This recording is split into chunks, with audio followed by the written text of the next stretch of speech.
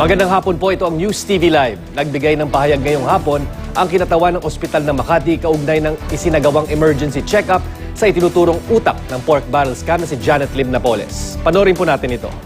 Ang ginawa lang ho natin is to find out kung ano yung kung the abdominal pains ay related to any condition that is urgent, requiring confinement or intervention or surgery.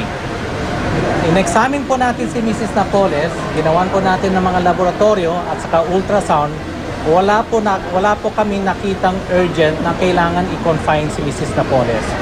So in effect, di-discharge po namin si Mrs. Napoles. Dok, anong mga test ang ginawa kay Mrs. Napoles? Blood test, ultrasound, ECG. So, pero ano sir exactly yung findings? I cannot divulge the findings because that is governed by doctor-patient confidentiality.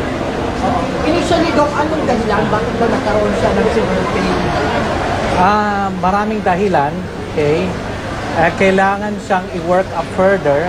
Ang ginawa lang po ng Hospital ng Makati is to find out kung may urgent na kailangan gawin. But, sir, walang urgent na kailangan gawin. Pero meron, ano bang klaseng medical procedure kailangan niya i-undergo sometime in the future? You know, that will be for the attending doctor to decide. Siya ang magiging attending doctor niya ang may final say kung ano ang gagawing definitive treatment for Mrs. Napoles. Dok, related ba yung sakit na naramdaman niya doon sa myoma na meron sa Pwede. I cannot say definitely because Hospital Makati does not have the full records of Mrs. Napoles. Ang nakakaalam ng mga comorbidities ni Mrs. Napoles ay yung kanyang attending doctor. Ang role ng Sa puntong ito, humingi tayo ng karagdagang detalye kaugnay ng check-up ni Janet Lim Napoles sa ospital ng Makati mula sa ating kasamahang si Jam Sisante. Jam? Yes, Chino, tapos na nga raw yung medical examination kay Janet Lim Napoles. Ayon kay Dr. Perry Peralta, Medical Director ng Ospital ng Makati, nagsagawa sila ng blood test, ultrasound at ECG kay Napoles at lumabas naman daw na walang urgent need para isailalim siya sa operasyon o para i-confine siya dito sa Ospital ng Makati. Kaya ayon kay Peralta, discharge na raw nila si Napoles at ibabalik na raw ito sa kanyang kulungan doon sa Fort Santo Domingo sa May Laguna. Kanina dinala dito si Napoles dahil nagreklamo siya nandun siya sa Makati Regional Trial Court ng sakit sa kanyang tiyan. Pero sabi ni Dr. Peralta, hindi naman daw urgent yun na kailangan operahan. Ang ginawa na lang nila ay binigyan nila si Napoles ng pain reliever. Sa ngayon, hindi raw niya madidisclose kung ano talaga yung findings nung naging mga ginawa nilang exams dahil nga sa doctor-patient confidentiality. Hindi rin masabi sa ngayon ni Dr. Peralta kung ano ba talaga, kung related ba yung pagsakit ng kanyang tiyan dun sa kanyang nasabi ng dating kondisyon na myoma. Posible daw, pero ang dapat daw magsalita talaga tungkol dun ay yung kanyang attending physician. Sa ngayon ay dadalhin nga raw, umalis na rito si Napoles at dadalhin daw ito dun sa kanyang kulungan sa Fort Santo Domingo. Chino. So tama yung pagkaintindi natin na Jam, umalis na ng ospital ng Makati itong si Janet Lim Napoles kasama ng kanyang mga security escorts pabalik ng Fort Santo Domingo?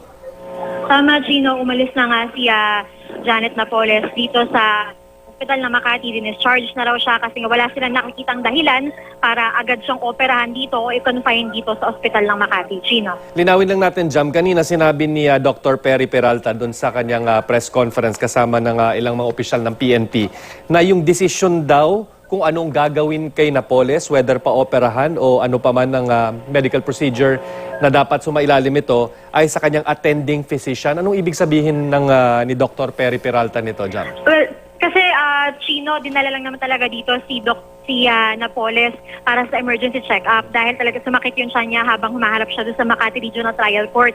So hindi nila alam talaga or hindi nila hawak yung records niya tungkol sa kanyang medical history, kaya hindi sila makakapag-recommend talaga ng anong dapat na gawin sa kanya. Kaya dapat daw yung doktor na talagang tumitingin sa kanya, ay yun yung magdedesisyon kung anong dapat na gawing medical procedure sa kanya. Chino. So, Jam, ang pagkaintindi natin, tama ba na ang sinasabi ni Dr. Peralta ay hindi, yung pagka-discharge dito sa OSMAC ni Janet Lim Napoles ay hindi necessarily nangangahulugan na hindi ito kailangan operahan. Tama ba? Tama, Chino, sinabi ni Dr. Peralta na there is something wrong with her. Meron nga siyang sakit, pero wala sa kanila or hindi para sa kanila na sabihin kung ano yung dapat na gawin sa kanya. Ang dapat doon magsabi nun, yung talagang doktor na tumututok doon sa kanyang kondisyon. Chino.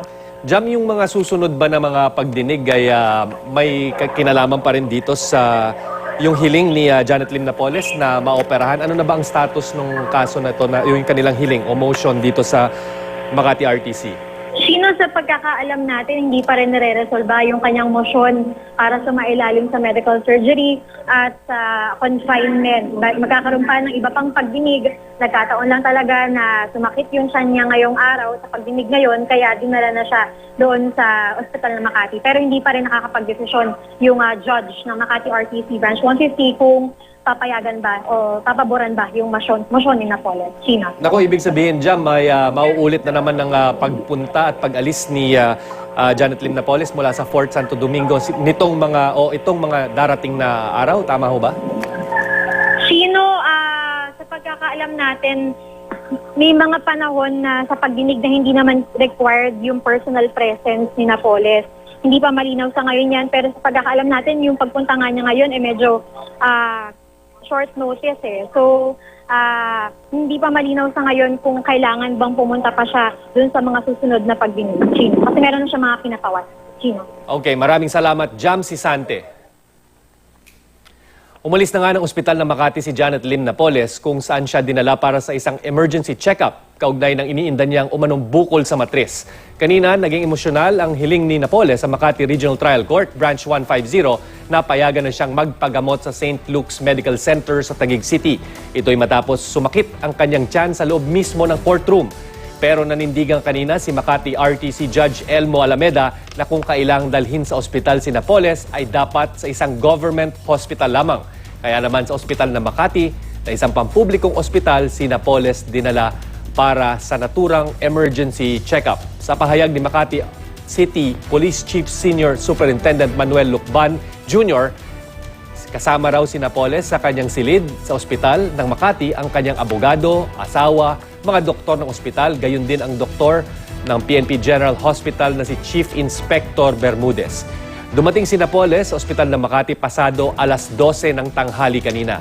Anya, ang OB-GYN ng ospital ang magre-recommend sa PNP doctor kung anong dapat gawin kay Napoles at kung kailangan ba nito ng medical procedure.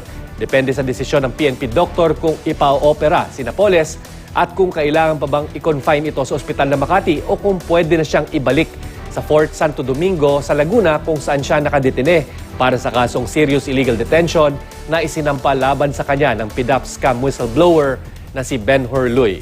Matapos ang pagdinig ng Makati RTC kanina, inaasang dedesisyonan na ni Judge Alameda ang mosyon ni Napoles na magpa-opera sa isang pribadong ospital.